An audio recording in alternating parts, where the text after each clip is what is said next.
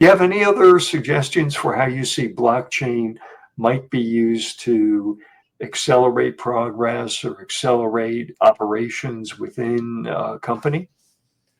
Well, I mean, I think it can.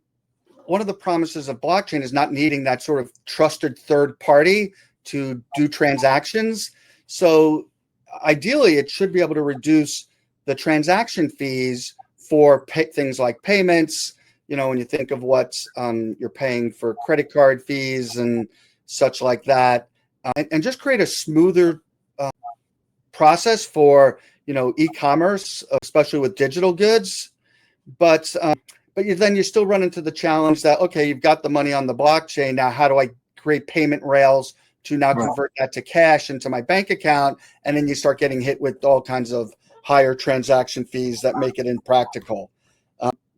So that's sort of an issue that's been around for a while. Know a bunch of people that are working on things around that.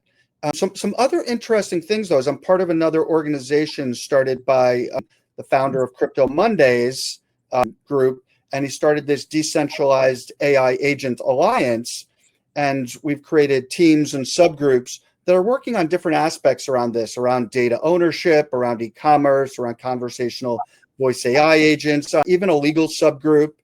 So I recommend people check that out and join that group if they're interested in this whole concept of how do you keep, these AI agents and all this power from being, centralized with just a few people. It's sort of Google, Microsoft, OpenAI, Facebook, and the Chinese government.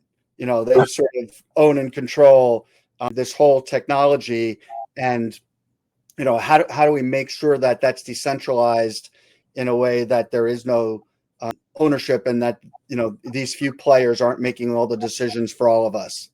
And Peter, will you give us the name of that organization that you mentioned again so that Yep. the listeners can have a chance to check it out and see whether or not they're interested in participating?